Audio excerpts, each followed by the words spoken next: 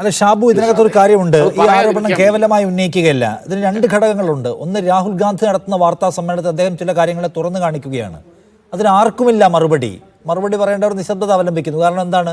വിലാസത്തിലെ കള്ളത്തരം, ഫോട്ടോയിലെ കള്ളത്തരം, പേരിലെ കള്ളത്തരം, വീട്ടഡ്രസ്സിലെ കള്ളത്തരം, എല്ലാം കള്ളത്തരം അദ്ദേഹം തുറന്നു കാണിക്കുന്നത് വോട്ടർ പട്ടിക എടുത്തു വെച്ചിട്ടാണ്.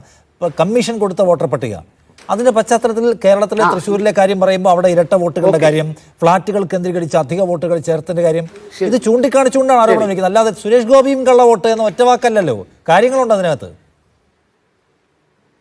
അല്ല അല്ല ഞാനതല്ല പറഞ്ഞു. ഞാൻ ഏറ്റവും ലളിതമായിട്ട് പറഞ്ഞ കാര്യം, ഇപ്പം തൃശ്ശൂരിനെ കുറിച്ച് പറയുകയാണെങ്കിൽ പിന്നെ ഇവരെ കൊണ്ടൊക്കെ എന്തിനു കൊള്ളാം എൻ്റെ ദിഷാദെ.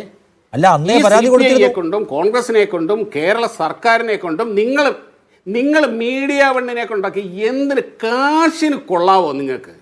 ഇതേപോലെ ഈ ചാനൽ ഫ്ലോറിൽ ഈ വന്നിരുന്ന് തിണ്ണമെടുക്ക് കാണിച്ച് അയ്യോ സുരേഷ് ഗോപി കള്ളവോട്ട് ചെയ്ത് ജയിച്ചേ എന്ന് പറഞ്ഞ് മോങ്ങാനല്ലാതെ എന്തിന് കൊള്ളാം പിന്നെ ഇവരെ കൊണ്ട്?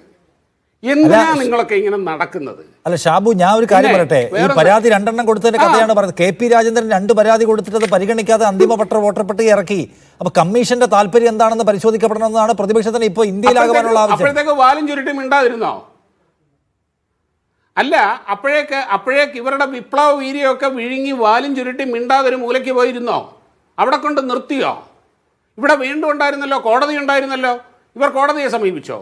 തൃശ്ശൂരിലെ തെരഞ്ഞെടുപ്പ് വ്യാജമാണ്, തട്ടിപ്പ് നടന്നിരിക്കുന്നു, ഇലക്ഷൻ തട്ടിപ്പ്, ഇലക്ഷൻ കേസ് ഇവർ കൊടുത്തോ? എന്താ ഇവർ കൊടുക്കാത്തത്? എന്തുകൊണ്ട് കൊടുത്തില്ല? നോക്ക്, ഒരു ഇലക്ഷൻ തെരഞ്ഞെടുപ്പ് വരുന്നതിന് മുമ്പ് എല്ലാ പാർട്ടികളും അവരുടെ വോട്ടേഴ്സ് അവരുടേതായ രീതിയിൽ അവർ വോട്ടർമാരെ ചേർക്കും. അത് ഇവർ ഒരൊറ്റ വോട്ടർമാരെ ഇവർ ചേർത്തിട്ടില്ലേ? ചേർത്തിട്ടുണ്ട്. BJP അവിടെ അടിസ്ഥാന തലത്തിൽ നല്ല ഒന്നാം തരമായിട്ട് സംഘടനാപരമായിട്ട് അവർ വർക്ക് ചെയ്തു. അതിൻ്റെ റിസൾട്ട് അവർക്കുണ്ടായി. ഇനിയും ഈ ഡ്യൂപ്ലിക്കേഷൻ്റെ കാര്യം, വോട്ടർ ലിസ്റ്റിൻ്റെ ഡ്യൂപ്ലിക്കേഷൻ, ഈ ഡ്യൂപ്ലിക്കേഷൻ നമ്മുടെ വോട്ടേഴ്സ് ലിസ്റ്റിലെ നമ്മുടെ വോട്ടർ സിസ്റ്റത്തിൻ്റെ അകത്തെ നമ്മുടെ ഒരു ഡ്രോബാക്കാണത്. ഒരാൾ ഒരിടത്തുനിന്ന് താമസം മാറി വേറൊരിടത്ത് ചെല്ലുമ്പം അവിടെ വോട്ട് ചേർത്താൽ മറ്റിടത്തുനിന്ന് ഡിലീറ്റ് ചെയ്തിട്ടില്ല എങ്കിൽ 2 കിടക്കും. ഞാൻ എൻ്റെ വോട്ട് പന്തളത്തായിരുന്നു പണ്ട്. ഞാൻ കോഴിക്കോട് വോട്ട് ചേർത്തപ്പോൾ കുറച്ച് നാൾ അവിടെ എൻ്റെ പേരിലും അവിടെ വോട്ട് കിടപ്പുണ്ടായിരുന്നു, എൻ്റെ പേരിൽ കിടപ്പുണ്ടായിരുന്നു. അങ്ങനെ ഇവിടുന്ന് മാറുമ്പോൾ അങ്ങനെ സംഭവിക്കും. ഇതിനാണ് പറയുന്നത് വോട്ടേഴ്സ് ലിസ്റ്റിനെ ആധാറുമായിട്ട് ബന്ധപ്പെടുത്തണമെന്ന് പറയുന്നത്. അതിനെതിരെ വാളുവെടുത്ത് ചാടുന്നത് നിങ്ങൾ തന്നെയാണ്. അങ്ങനെ ഒരുപാട് അങ്ങനെയുള്ള ചില കാര്യങ്ങൾ, ഡ്രോബാക്സ് നമ്മുടെ ഇലക്ഷൻ സിസ്റ്റത്തിലുണ്ട്, നമ്മുടെ വോട്ടർ ഡാറ്റാബേസിലുണ്ട്. ഇതെല്ലാം കൂടെ എടുത്തു കാണിച്ചുകൊണ്ടാണ് രാഹുൽ ഗാന്ധി പറയുന്നത് ഇത് ഇവിടെ ഏതാണ്ട് ആകാശം ഇങ്ങനെ സംഭവിച്ചിരിക്കുന്നു എന്ന്. ഇതാണ് വോട്ടേഴ്സ് ലിസ്റ്റിലെ ഡ്യൂപ്ലിക്കേഷൻ എന്ന് പറയുന്നത്. ഇതിൻ്റെ അകത്തുണ്ട്, ഇൻഹെറൻ്റ് ആണത്. അത് മാറ്റുക എന്ന് പറയുന്നത് 100 കോടിക്കടുത്ത് വോട്ടർമാരുള്ള ഒരു ഹ്യൂജ് ഡേറ്റയാണിത്. ഇത് കറക്റ്റ് ചെയ്യുക. ആ കറക്ഷനാണ് ഇപ്പോൾ ബീഹാറിൽ നടന്നുകൊണ്ടിരിക്കുന്നത്. മരിച്ചുപോയവർ, സ്ഥലം വിട്ടുപോയവർ, അവിടെ ഇല്ലാത്തവർ, അനധികൃതമായി കയറിയവർ, ഇങ്ങനെയൊക്കെ ഉള്ളവരെ ഒഴിവാക്കുന്ന, അതിനാണല്ലോ നിങ്ങളിവിടെ കിടന്ന് ബഹളം വെക്കുന്നത്. അത് പാടില്ല എന്ന്. അത് ചെയ്യാത്തതിൻ്റെ ഫലമായിട്ടാണ് ഈ രാഹുൽ ഗാന്ധി ഇപ്പോൾ കാണിച്ചതും അല്ലെങ്കിൽ ഈ പറയുന്ന ആക്ഷേപങ്ങൾ ഉണ്ടാകുന്നത്.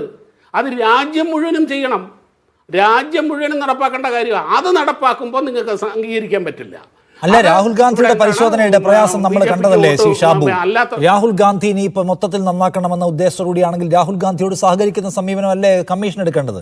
കമ്മീഷൻ ഇപ്പോഴും ഡിജിറ്റൽ പട്ടിക കൊടുക്കില്ല, CCTV ഫുട്ടേജ് കൊടുക്കില്ല, ഒന്നും കൊടുക്കില്ല. സഹകരിക്കുന്നില്ല. 7 അടി പൊക്കമുള്ള സംഗതി കൊടുത്തിരിക്കുന്നു, ഇവന്മാര് പരിശോധിക്കാൻ പോകുന്നില്ല എന്ന് കൊടുത്താലേ അല്ലെ നമുക്ക് എല്ലാവർക്കും തരാലോ. ഡിജിറ്റൽ പട്ടിക തന്നാൽ എല്ലാവർക്കും പരിശോധിക്കാൻ അവസരമുണ്ട്, രാജ്യം മുഴുവൻ പെട്ടെന്ന് ക്ലീൻ ചെയ്യാം. പക്ഷെ കൊടുക്കില്ല.